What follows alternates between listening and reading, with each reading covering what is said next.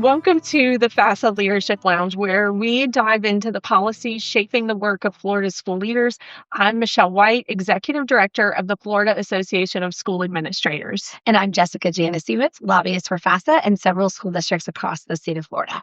All right, Jess, the second week of session is over. And as you'd expect, we have a lot to talk about today, of course. We're going to do a speed round this week so that we can cover everything and then get to FAFSA's Advocate 26 legislative days.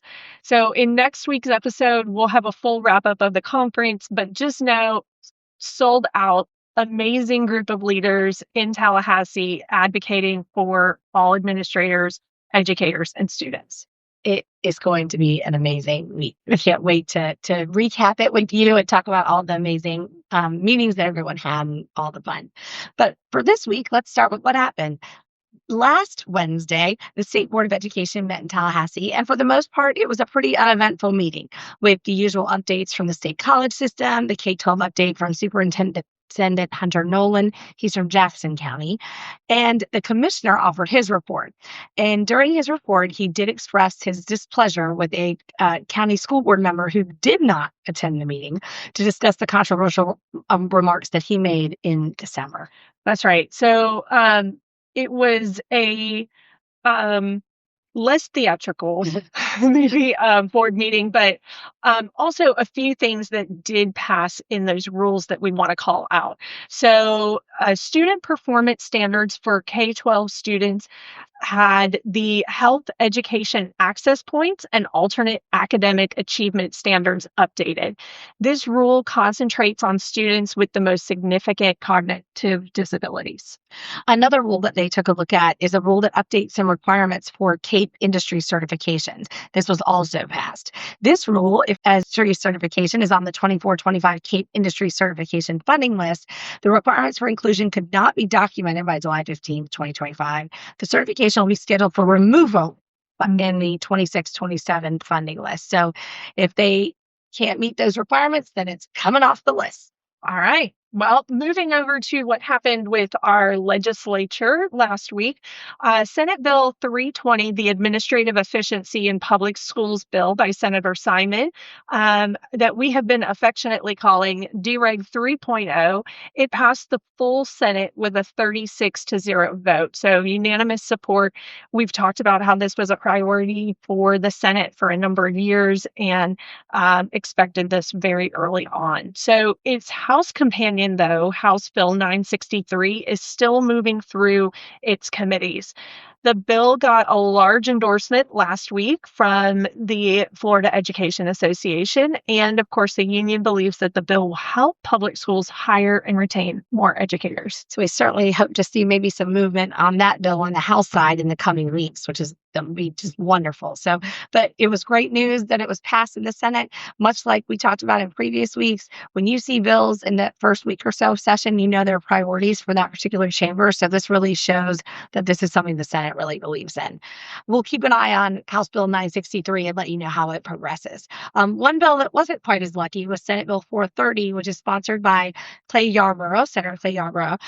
This bill was temporarily postponed in committee. And what that means is that they decided not to take it up. If they had just not taken it up without TPing it, it would have killed the bill. So they temporarily postponed it, which leaves the committee and the sponsor the opportunity to bring the bill back should he choose to do so. Now, why would you do something like that? Well, Senator Yarborough said at the meeting that he lacked currently at the time the votes to pass the bill. So he didn't want it to bring up and kill the bill, so he temporarily postponed it. So what on earth could this bill do that it was controversial? Well, it would require the Florida college system and the state university system instructors and K-12 school personnel to swear an oath, basically saying that they will adhere to the rules and laws and certain things about, their behavior, et cetera, et cetera. So he TP'd that bill. That means it could come back in another committee, though we did see the committee schedule for the Senate Ed Committee has just been released and for next week, and it is not on that agenda. So we know at least next week we won't hear that bill. So he's got a lot more work to do for sure in trying to get consensus from colleagues in the Senate. On another note, a proposal by Apollo Beach Republican Representative Michael Owen to create a ballot measure asking Hillsborough County voters whether the district superintendent should be elected or appointed has cleared its second House committee stop. The House Education Administration Subcommittee approved House Bill 4027 in the face of opposition from some local residents who spoke during the committee meeting. The measure does not itself change how the superintendent is selected. Instead, it authorizes a countywide referendum, leaving the final decision of whether to convert the superintendent from an appointed position to a partisan elected office to voters.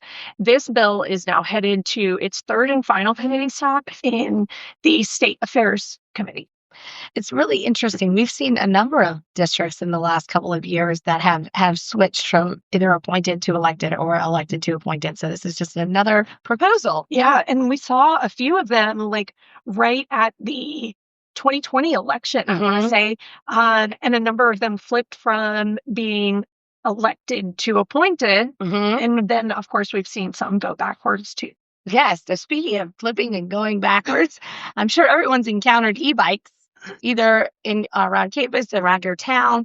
We've all seen them about, and it can be pretty dangerous when they zip in and out of traffic and around people because, of course, they're going at a much greater clip than your typical bike that you're propelling yourself.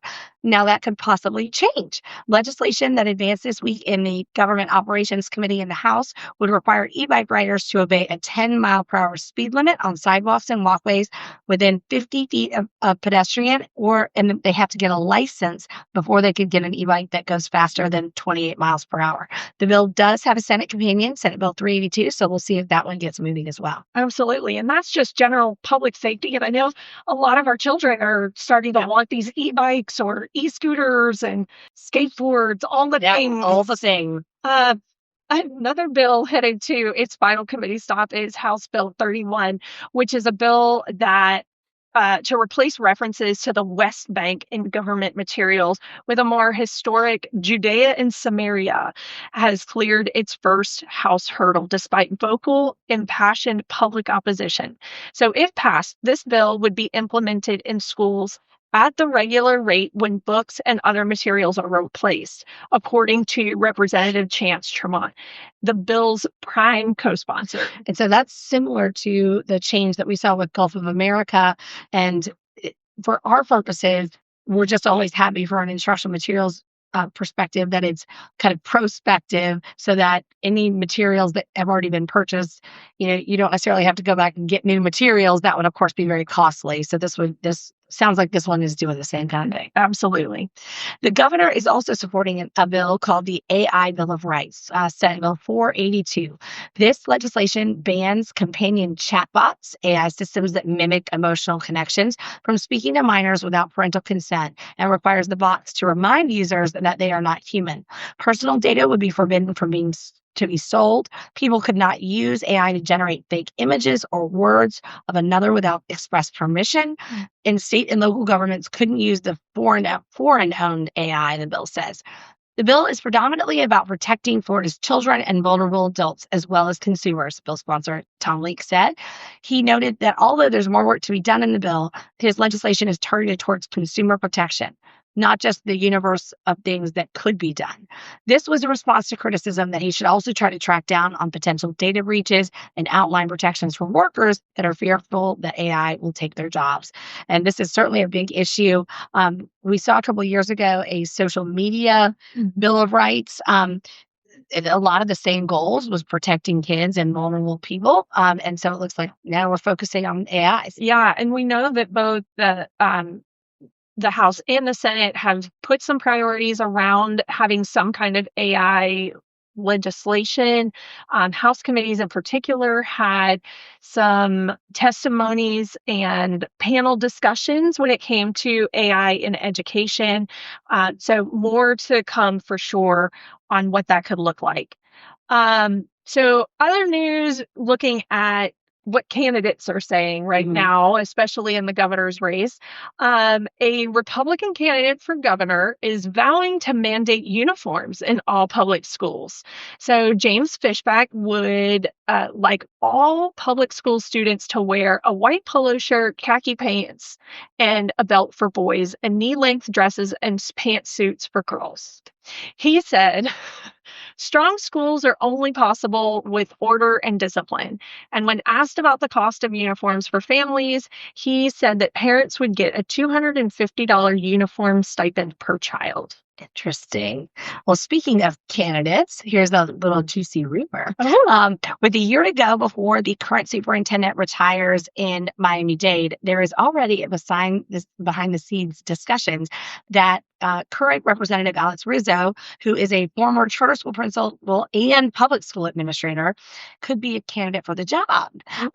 When Rizzo was asked about it last week, he said that no serious discussions have gone on about the superintendent job, but he said if it would turn serious, he would certainly listen. He said, I feel it's within the realm of public service to do something like that, and I'm a public servant. I love what I do. So of course, he's very familiar to those of us that are involved in the process. Anyone who's come up to Tallahassee, he has been on our education committees since his entry into the Florida House. So it would be very interesting to see what happens there. So we'll certainly keep our ears and eyes open for updates. Absolutely. And he has been a good friend of FAFSA and at least being open to having continued discussion on a number of things. We worked with him even last year on his teacher preparation bill that he had filed, and real great opportunity to partner with him as a state leader. It'll be interesting to see what comes from that. So it was a very busy week in Tallahassee, and that is going to be our update, but more to come. So our Advocate 26 conference, of course, starts Monday, as hopefully you're listening to this, and we'll have a full update next week on all the meetings and the great things coming from our 200 plus leaders here in Tallahassee. Thank you for listening to the Leadership Lounge podcast presented by the Florida Association of School Administrators. Today's podcast was hosted by Michelle White and Jessica Janasiewicz. Podcast was produced by Jeff Willoughby. Original musical recordings by David Higgins. Make sure to subscribe to the podcast wherever you listen to your favorite podcasts. New episodes are released each Monday. For show topics, suggestions, questions, or comments, please email communications@fasa.net. We hope you enjoyed the show.